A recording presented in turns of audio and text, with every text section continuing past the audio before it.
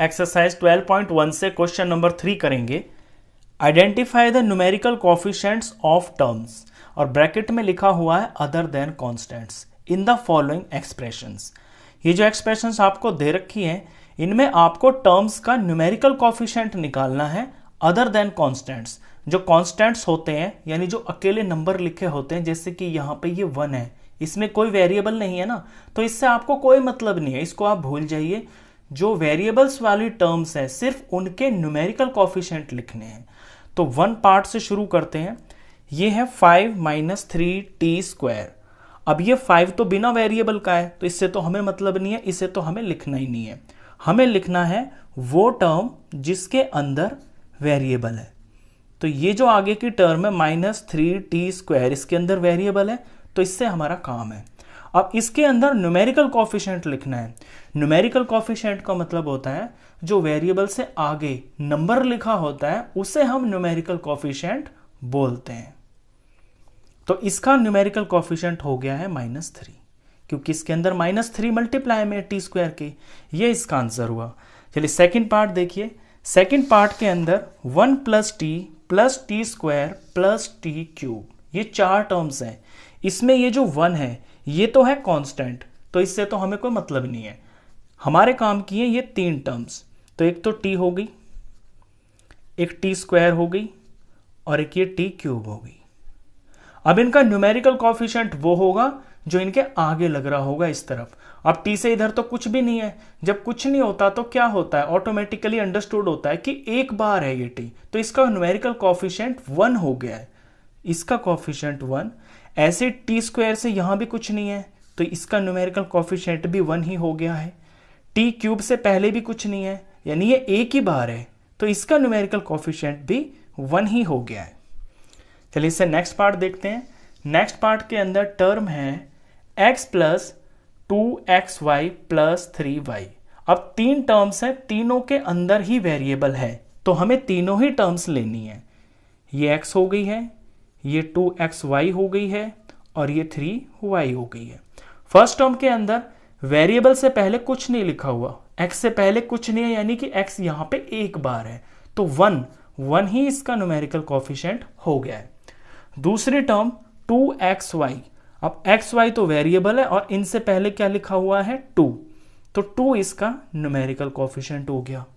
3y, y से पहले 3 है तो 3 इसका न्यूमेरिकल कोफिशिएंट हो गया। फोर्थ पार्ट पे चलते हैं। 100m + 1000n। 2 टर्म्स हैं, दोनों के अंदर ही वेरिएबल है, तो हमारे काम की दोनों ही टर्म्स हैं, हमें दोनों ही लिखनी है। 100m और ये 1000n।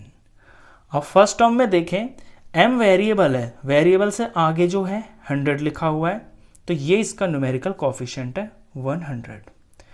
n वेरिएबल है दूसरी टर्म में, n से पहले 1000 लिखा हुआ है, तो इसका ये न्यूमेरिकल कोफिशिएंट है। फिफ्थ पार्ट देखिए।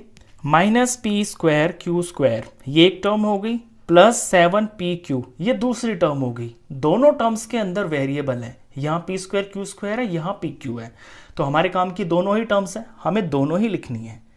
-p² और ये q² हो गया और ये है 7pq।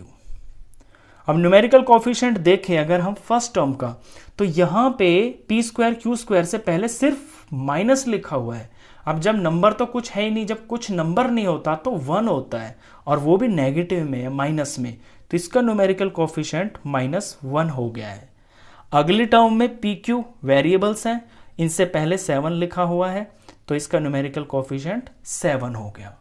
चलिए इससे नेक्स्ट पार्ट देखते हैं। Sixth part 1.2a + 0.8b। तो ये a वेरिएबल है, ये b वेरिएबल है, हमारे काम की दोनों ही टर्म्स हैं, तो दोनों ही हमको लिखनी है।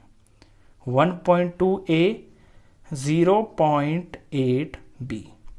फर्स्ट टर्म में a वेरिएबल है और इससे आगे 1.2 लिखा है, तो इसका न्यूमेरिकल कोफिशिएंट 1.2 हो गया। सेकंड टर्म में b वेरिएबल है, इससे पहले 0.8 लिखा हुआ है, तो इसका न्यूमेरिकल कोफिशिएंट 0.8 हो गया। नेक्स्ट टर्म देखें। Next expression 3.14 r²। अब यहाँ एक ही टर्म है ये, और ये आर वेरिएबल है, तो ये टर्म हमारे काम की है क्योंकि हमें वही टर्म्स लेनी है जिनके अंदर कोई वेरिएबल होगा। तो ये तो हो गई है टर्म। अब वेरिएबल है यहाँ पे आर स्क्वायर, इससे पहले 3.14 लिखा हुआ है, तो ये जो 3.14 है यही इस टर्म का न्यूमेरिकल कोफिशिएंट हो गया है। अगली टर्म देखिए, अगली एक्सप्रेशन 2 ब्रैकेट में लेंथ प्लस ब्रेड्थ। अब यहाँ पे 2 बाहर लिखा हुआ है और लेंथ प्लस ब्रेड्थ ब्रैकेट के अंदर लिखी हुई है, यानी ये जो टर्म्स है ना ये अलग अलग नहीं हो रखी है, तो पहले इन्हें हम अलग कर लेते हैं। 2 की मल्टीप्लाई L से होगी तो 2L हो गया, प्लस का प्लस 2 की मल्टीप्लाई B से होगी तो ये 2B हो गया। अब ये 2 टर्म्स हो गई हैं, दोनों के अंदर वेरिएबल है, इसमें L है इसमें B है, तो हमें दोनों ही लेनी है। ये 2L हुई, ये 2B हुई। फर्स्ट टर्म में L वेरिएबल है और इससे पहले 2 लिखा हुआ है, तो इस टर्म का न्यूमेरिकल कोफिशिएंट 2 हो गया। सेकेंड टर्म में 2B है, B से पहले 2 लिखा हुआ है, तो इस टर्म का न्यूमेरिकल कोफिशिएंट 2 हो गया। लास्ट पार्ट देखिए, 9th पार्ट, डेसिमल में है ये, तो ये 0.1y पहली टर्म और ये दूसरी टर्म, दोनों टर्म के अंदर वेरिएबल है, यहाँ भी y है यहाँ भी y है, तो हमें दोनों ही टर्म लेनी है। तो ये 0.1y और दूसरी टर्म है 0.01y स्क्वायर। अब यहाँ पे जो पहली टर्म है y, इससे पहले 0.1 लिखा हुआ है, तो इसका न्यूमेरिकल कोफिशिएंट 0.1 हो गया। दूसरी टर्म में y स्क्वायर, ये वेरिएबल है, इससे पहले लिखा हुआ है 0.01, तो 0.01 ये इसका न्यूमेरिकल कोफिशिएंट हो गया।